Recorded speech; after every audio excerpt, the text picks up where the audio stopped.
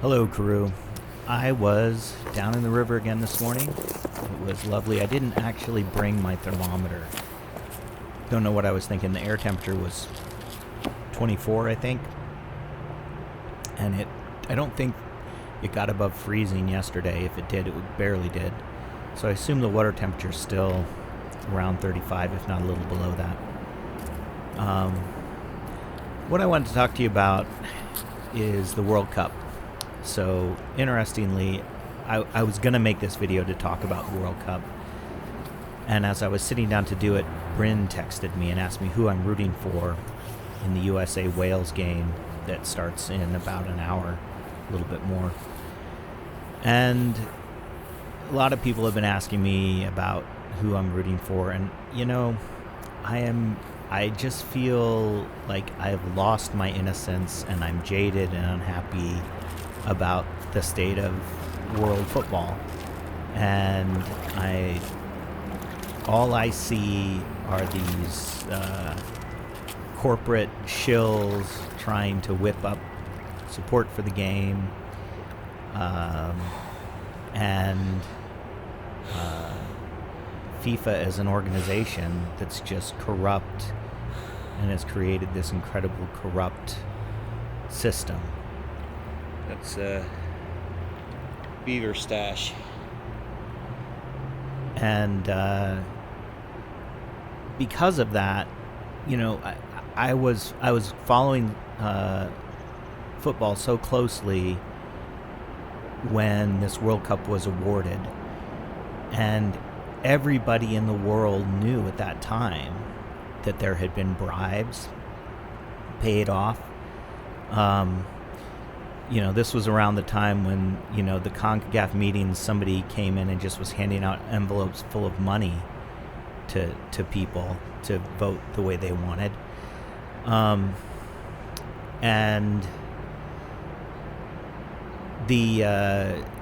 when Qatar won the bid for the World Cup, initially the complaints were that they didn't think they were going to be able to have everything ready in time.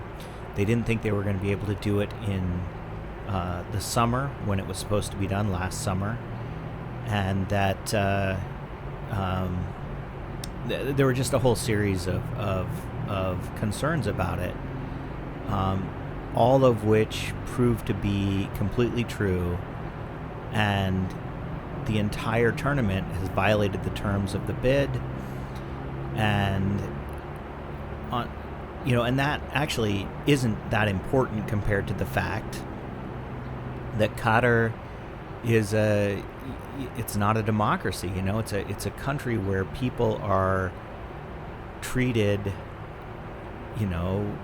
as possessions essentially.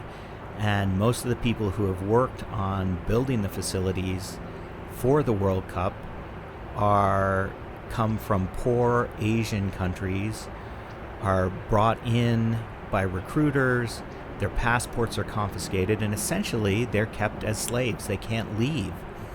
And thousands of them have died.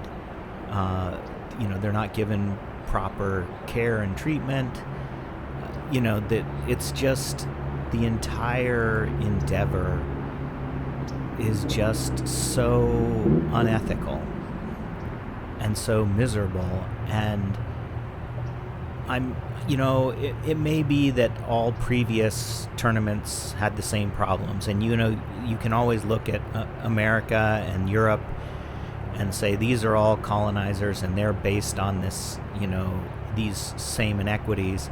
But there's nothing I could do about those.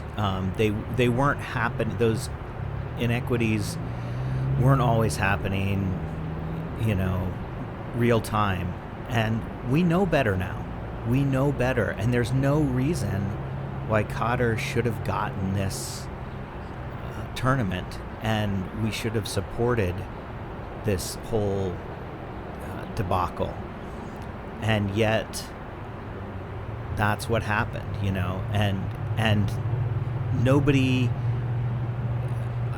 I just am shocked, for all that you got people like Landon Donovan who are all social activists, all the women's national team members who are social activists, fighting for equal pay. And none of these players are doing anything. They're not talking about this. They're not doing anything.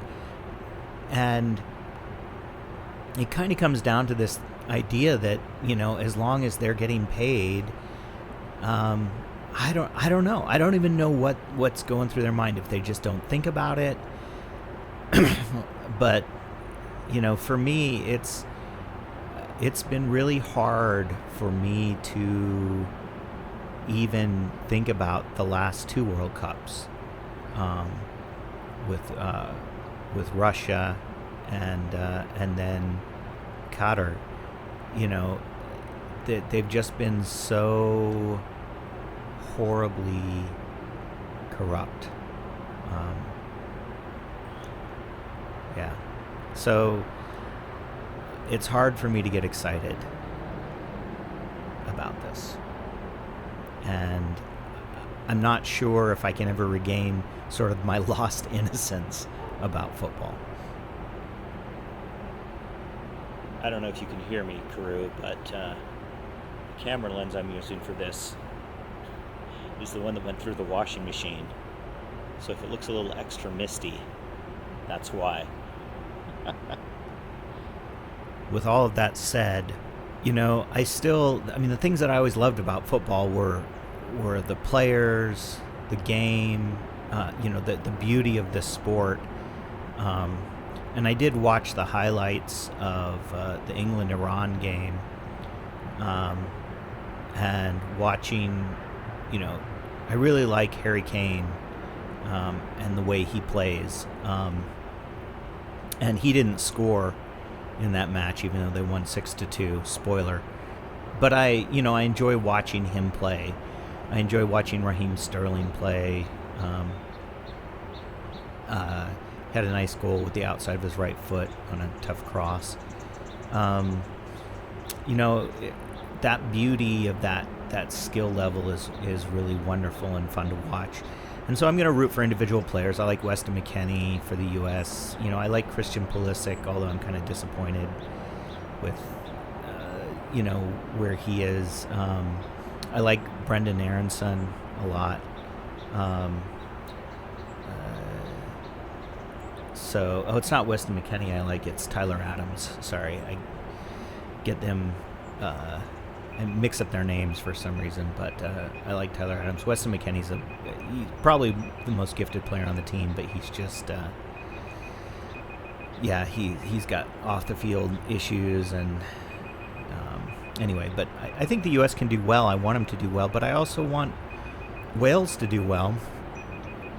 The other thing that I think about, I guess that's my signal, is we were in Wales last May.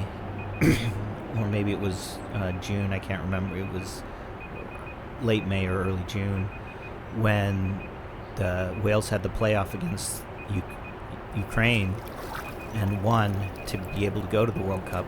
And we were in a pub, and people were watching the game, and people were talking about how many of them hadn't been born the last time Wales got to go to the World Cup. Many of them were like little tiny kids. I don't think any of them had clear memories of Wales going.